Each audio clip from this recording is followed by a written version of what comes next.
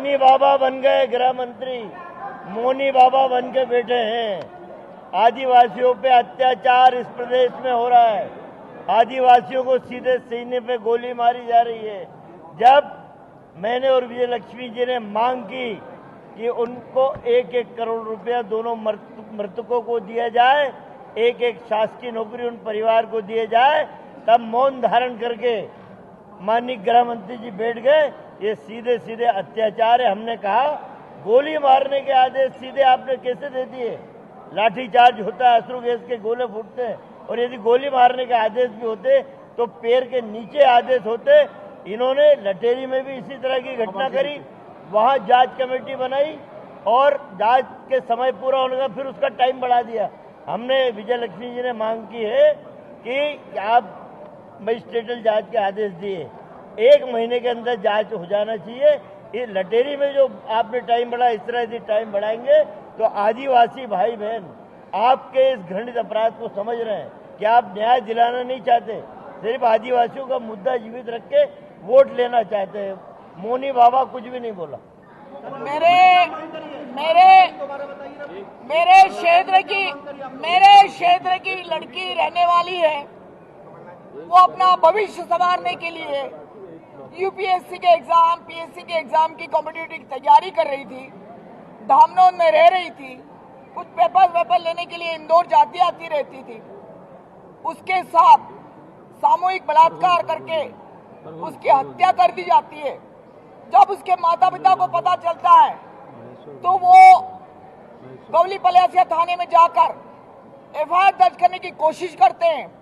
जैसा कि माननीय मंत्री जी ने भी अपने वक्तव्य में बोला, जो टाइमिंग उन्होंने बताई 3 घंटे तक, खुद सरकार ने अपने टाइमिंग में बताई 3 घंटे तक उनकी एफआईआर दर्ज नहीं की जाती है।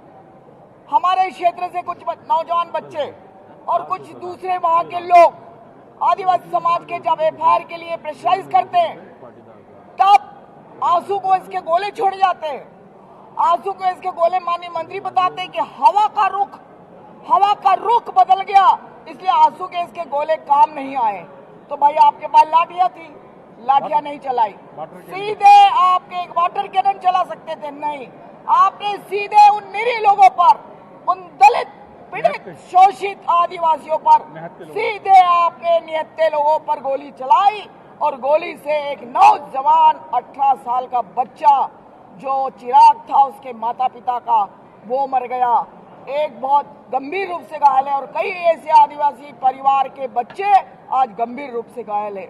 और मंत्री मजाक के रूप में हाउस को एक मजाक का प्लेटफॉर्म समझकर जिस तरह से उन्होंने जवाब दिया, निंदनीय है, शर्मनाक है। ये सिर्फ वोट बैंक की राजनीति जानते हैं। कंटिया मामा को लेके वोट बैंक आदिवासियों से वसूलना चाहते हैं, लेकिन दूसरी तरफ ये आदिवासी के सीने पर गोली मारते हैं। उन्होंने मजिस्ट्रियल जांच की बात की थी। हमने कहा कि उसके परिवार के लोगों को, दोनों के मृतक के 1-1 करोड़ रुपया देना चाहिए, घायलों को मदद करनी चाहिए, और उन दोनों के परिवारों को, जो उनके चिराग थे, उनकी आशाएं थी, उनके परिवार के एक व्यक्ति को सरकारी नौकरी देना चाहिए। ये मैंने मांग उठाई। असली बात ये है कि आज इस गंभीर घटना पे माननीय मुख्यमंत्री शिवराज चौहान का वक्तव्य आना था, लेकिन श्रीमान 1008 शिवराज चौहान जी कर्नाटक में राजनीति का नाटक करने गए हुए। ये मैं कहता हूँ कि इतना शर्मिंदगी महसूस हो रही है कि ऐसा मुख्यमंत्री हमको मिला है जो आदिवासियों के नाम पे राजनीति करके वोट कमाना चाहता है। जब उनकी छाती पे गोली मारी जाती है, बलात्कार किया जाता है, उस समय कर्नाटक में राजनीति की बाजीगरी करने गया। हमारी मांग है कि मुख्यमंत्री तत्काल लौट के आओ, 1-1 करोड़ रुपए की घोषणा करो और उनको सरकारी नौकरी की बात करो।